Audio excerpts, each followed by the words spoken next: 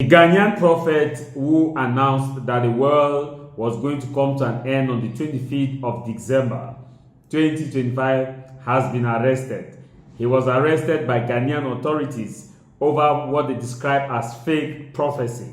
Now, the video or the picture you are watching, it is him. The picture you are seeing is a picture of the Ghanaian prophet who had prophesied that the world was going to come to an end and that God commanded him to build a very big ark. He's known as Ebo Noah. He dressed officially in sackcloth of in those days to portray the character of Noah, and he said the world was going to come to an end. He had called on everybody who wanted to be saved to come to that act. Now remember that him being arrested is coming just after 1 year after Ghanaian authorities warned that any prophet that will give a prophecy and it doesn't come to pass will be arrested and will be charged for deceit, defrauding, and also inciting fear among Ghanaians.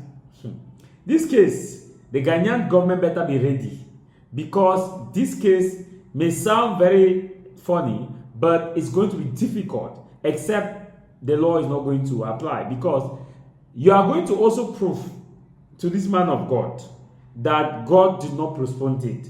Because what he said was, the man of God came out and said, after he bought, because around the 24th, it is alleged, or 25th, 23rd, 24th, it is alleged that he bought a Mercedes. We saw him in a Mercedes, a brand new Mercedes, a new Mercedes.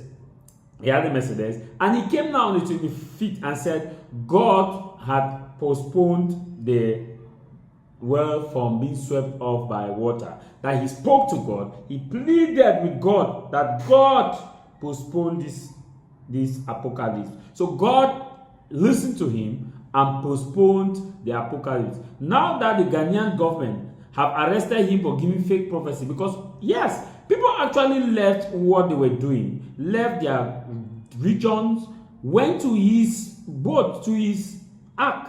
People left, people traveled from Nigeria, some even left London. I see this religion, this religion. Some people even left London, left US to come and be safe in his act. They came to his act. He said God has postponed the apocalypse. That he spoke with God and he begged God. He said, God, please postpone. And God postponed it. Now, this is where it's going to get funny and difficult for Ghanaian government. You have arrested him for deceit. But he said he spoke with God and God postponed the apocalypse. So now you are going to prove it that he did not talk with God, and you are also going to prove it that God did not postpone the apocalypse, which means that the Ghanaian authorities are going to bring God as an evidence in court to show that God actually postponed that God did not postpone the apocalypse. They are going to bring God to court to show that God did not postpone the apocalypse. He too is going to bring God to court as a witness for God to tell the Ghanaian authorities that he actually told this man actually pleaded and he postponed the apocalypse. So it's going to be him bringing God and the Ghanaian authority also proving that God did not postpone the apocalypse, that he was lying. The Ghanaian authorities are going to subpoena God, that God come to court and tell us whether or not it was a prophecy you gave this your servant or not. Because Ghana recognizes religion as recognizes the fact that you can pray to God and you can worship.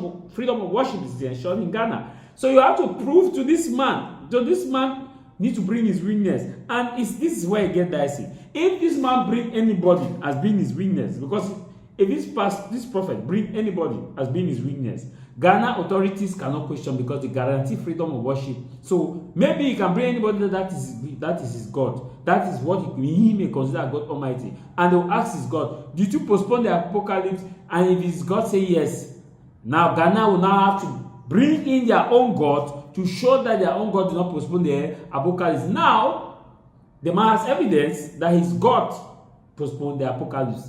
So, as funny as this is, it's going to play out in a way that at the end of the day, they're just going to release this man, because they cannot prove anything. The man can prove.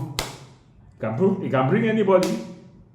Prophet Jeremiah of Nigeria, caught God on tape. God was talking to him. So this man can also have maybe a recording that God spoke to him in the sky, that my son, I've listened to you and I'm postponing the apocalypse. This man can have evidence. If a prophet in Nigeria can have evidence of him talking with God, theophany, of him talking with God, so this prophet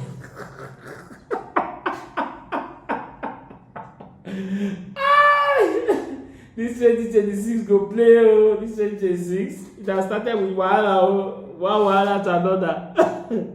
Okay oh, let me know what you think in the comment section. Let me know what you think. Congratulations! You've passed your GCE or baccalaureate, and now it's time to choose a professional university that opens real doors to your future.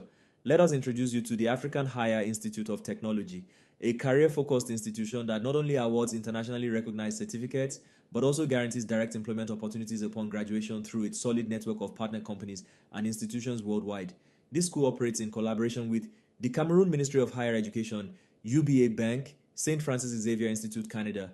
Located in Yaoundé, Mendong, away from the noisy town, IHIT provides the following for its students: a free brand new laptop immediately after paying a registration fee of 25,000 francs CFA, free high-speed internet access on campus, hands-on professional training, mentorship from local and international experts, offering courses like local government in accounting, finance and administration, computer engineering, artificial intelligence, biomedical sciences, economics and finance, business and management, arts and education, law and public policy, agricultural sciences.